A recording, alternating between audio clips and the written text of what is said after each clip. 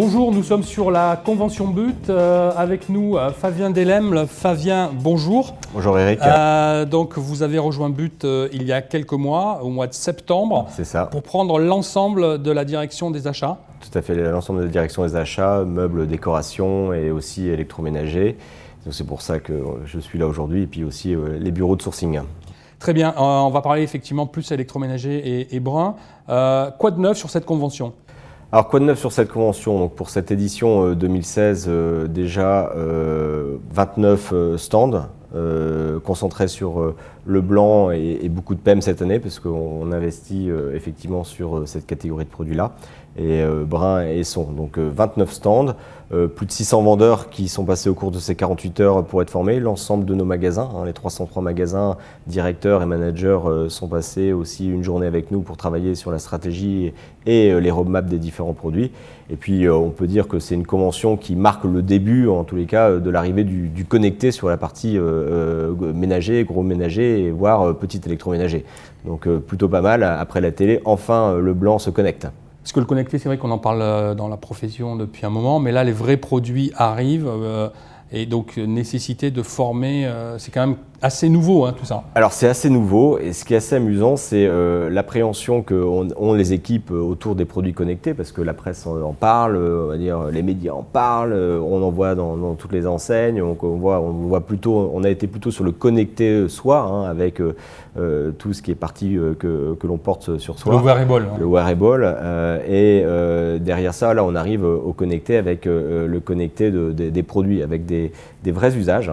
J'étais très surpris et marqué parce qu'on proposait, on va dire, les marques Bosch Siemens ou Candy ou Electrolux autour de ces interactions. On crée des scénarios, des scénarios d'usage qui permettent d'apporter une valeur ajoutée au produit, une vraie histoire à raconter. C'est plus non plus vendre un frigidaire, vendre un four, une plaque, un lave-vaisselle, un lave-linge. On a tout ce qu'on peut faire autour du connecté. Donc des usages effectivement clients qui correspondent bien, on va dire, à ce que souhaite faire le client. Et je pense que vous avez vu les produits Bosch Siemens à la foire de Paris la semaine dernière, et on voit en tous les cas tous ces usages. Mais d'un autre côté aussi, c'est tout ce qu'il y a derrière le connecté. Et moi, je pense qu'il y a une face cachée qu'on ne voit pas, qui est le connecté pour nous professionnels, parce que derrière ça, c'est une interaction avec le client sur les produits. Ça nous permet de prendre la main, pourquoi pas à distance, le service, de diagnostiquer les pannes, d'avoir un taux de réussite en cas de panne au premier passage. Alors c'est vraiment important parce que BUT, vous êtes un généraliste, vous vendez également du meuble, de la literie, des objets de déco, vous avez des franchisés, donc c'est important de leur faire comprendre, de leur faire voir vraiment sur place et de travailler en proximité avec les marques. Alors c'est plus qu'important, pour moi c'est essentiel, et parce que entre le produit et le client, il y a un vendeur. Et ce vendeur, c'est ce qui fait en tous les cas la force des enseignes spécialistes, de pouvoir expliquer le produit, le démontrer en magasin, apporter vraiment tout le développement d'usage. Et pour le faire, et pour que le vendeur soit à l'aise pour le faire, pour pas que ça soit anxiogène, c'est l'intérêt de ces formations.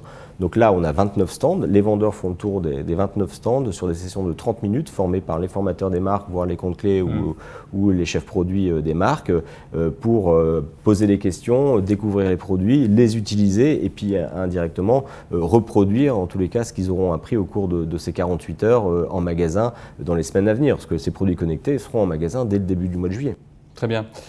Cet été, il y a un événement marquant qui est l'Euro au niveau du brun et plus spécifiquement de la télé. Qu'est-ce que vous préparez ? Alors, qu'est-ce qu'on a préparé déjà ? On a sorti un très beau dépliant la semaine dernière qui voulait marquer, on va dire, le fait que BUT est vraiment un spécialiste aussi du brun, notamment avec des télés plutôt sur du Q3, du Q4. Donc, on présente l'OLED pour la première fois dans nos magasins et aussi au grand public, parce que c'est quand même plus de 18 millions d'exemplaires qui ont été distribués en boîte aux lettres la semaine dernière.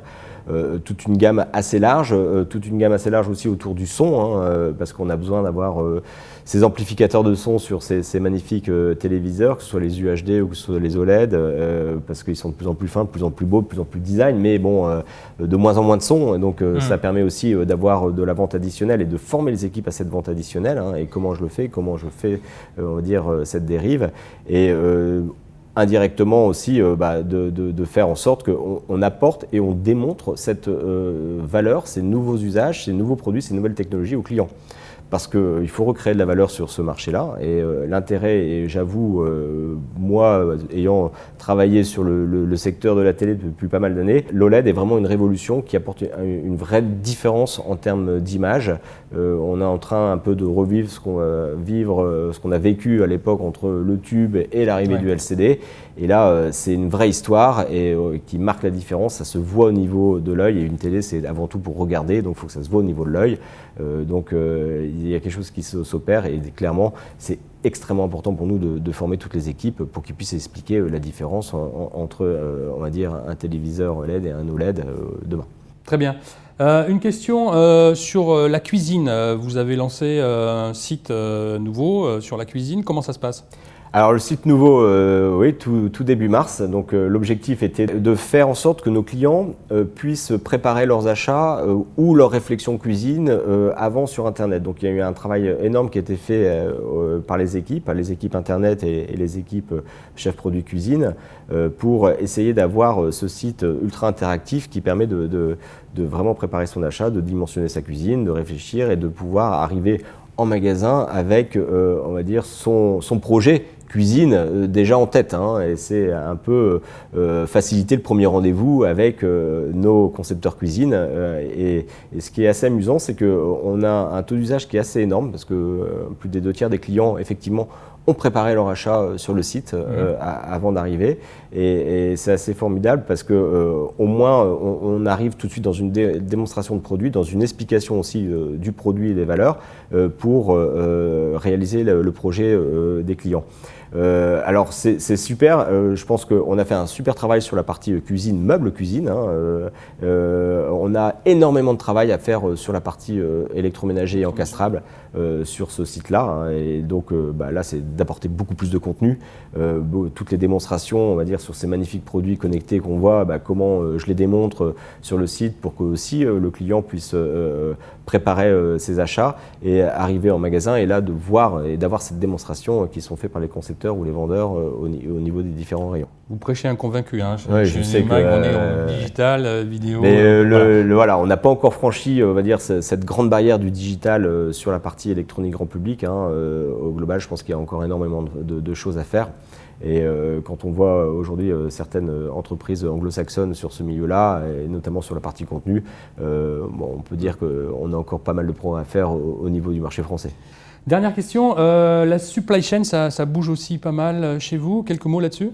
Alors oui, la supply chain, ça bouge pas mal. On va ouvrir un 3e entrepôt cet été.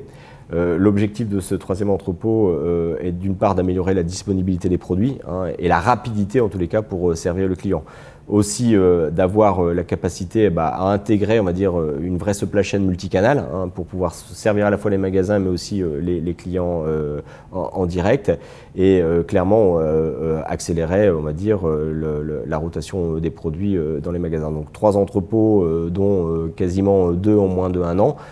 Ça bouge beaucoup, c'est énormément de travail pour les équipes aujourd'hui, mais d'un autre côté, c'est au bénéfice du client parce que le client il attend moins longtemps son produit et aujourd'hui on arrive à avoir des taux de disponibilité qui deviennent corrects, on va dire, pour la profession. D'accord, très bien Flavien. Donc on le voit, beaucoup de projets dans un marché de la distribution qui bouge pas mal aussi, avec, on a vu le rachat effectivement de Darty par la Fnac, Conforama qui était sur le coup. Vous travaillez sur vos projets et que vous continuez à avancer et creuser votre sillon. Voilà, on continue sur nos projets, on ne change pas, on va dire, la stratégie qui est vraiment d'accélérer sur cette excellence opérationnelle et d'une part aussi au niveau des produits, c'est d'améliorer clairement la qualité des produits en magasin, d'améliorer l'offre produit, d'être beaucoup plus sélectionneur dans ce qu'on fait et dans le travail qu'on fait avec les marques, de travailler aussi énormément sur le contenu pour expliquer et démocratiser, on va dire, ces technologies et ces produits pour le client à la fois sur le web et en magasin. Et puis indirectement essayer de commencer à numériser ou de connecter notre cœur de métier qui est la literie et le meuble. Et je pense que là, on est vraiment aux prémices. On on a cette chance d'être à la fois sur l'électronique et sur le marché du mobilier et de la literie. Il y a des choses qui vont s'opérer et je pense qu'on aura des belles choses à partager ensemble d'ici la fin de l'année. Parfait, on viendra voir ça. Merci beaucoup. Merci Eric, Merci. bonne journée.